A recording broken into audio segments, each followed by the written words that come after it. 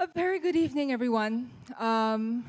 First and foremost, it's really, really nice to see that the ballroom managed to fill up, okay? Trust me, the last 2 weeks was whew. And 10 years on, although I wasn't part of the founding committee, I must say, for a society to survive for 10 years with hardly any funding, trust me, we've come a long way.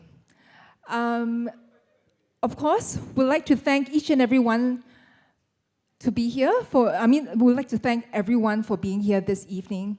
And when Michael asked me, what am I going to talk about? So what am I really going to talk about? Because he talked about all the heavy things and the important things and about poverty in the world. As always, I'll share with everybody because for those who know me, my plate is already very, very full. I've got 3 kids, including that one over there. I run a couple of businesses. I'm also the co-founder of Food Bank, for those of you who know. And thank you. But through fate of sorts, I got to know One Singapore about 6 years ago. And truly, Michael was inspiring. And back then, we really didn't see an organization like One Singapore. And back then, when Vanetta was still president, it was inspiring to see that there was this organization who had an overarching view about poverty issues. So when people ask, what do we do? Because that's the question that we always get. So now I'll tell you what we do. Within these 4 walls, we are activists. If you go back to the pro-1965 era, I think we'll be the ones that's like, going riots and stuff like that. It's just that now we do riots using concerts, music and arts, so in a subtle way. But for myself, I just wanted to share that poverty has no face, especially in a very developed nation like Singapore. You do not have the word poor stapled on your head. And there are many people living in Singapore that's going through difficult times. And I thought, and I'm not shy to share about this, about 15, 16 years ago, my family went through a very, very tough time.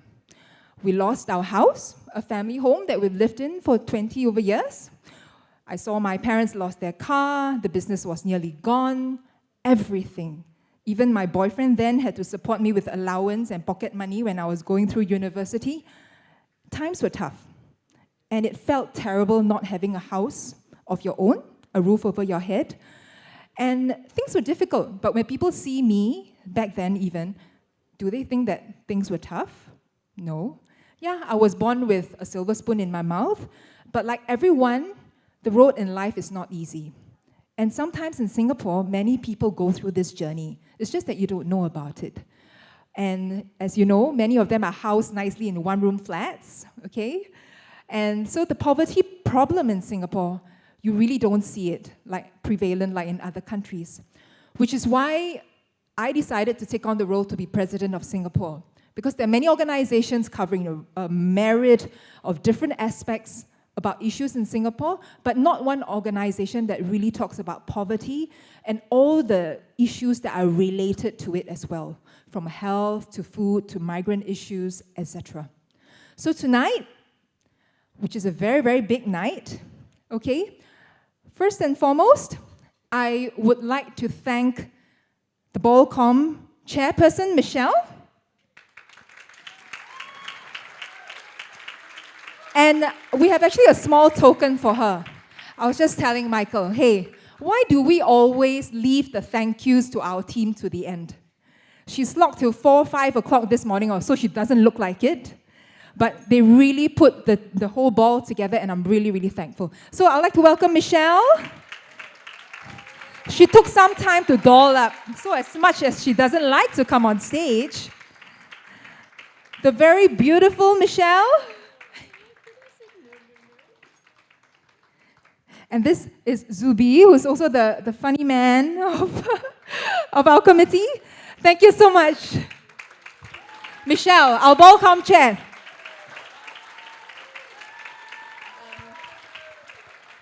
Thank you all for being here. This is exactly what I specifically said don't do. Do not give me flowers. But Not environmentally friendly. I do really want to thank everybody for your support, your moral support, your financial support, for just being here and having a great time with us. It is for a great cause. It's worth slogging and slaving away for it, but we know that it'll help a lot of people, and we hope that message reaches out to you too, and you can come join us for all our events, and in any little way you can, everything helps. Thank you so much. Thank you. And yes, I would like to also get our campaign executive, Xiu Xuan. She's not here? Oh, okay. Anyway, okay, the surprise is out of the bag, but I prepared something for her. I'll invite her on stage later, and you can see she's worked to the bone, okay?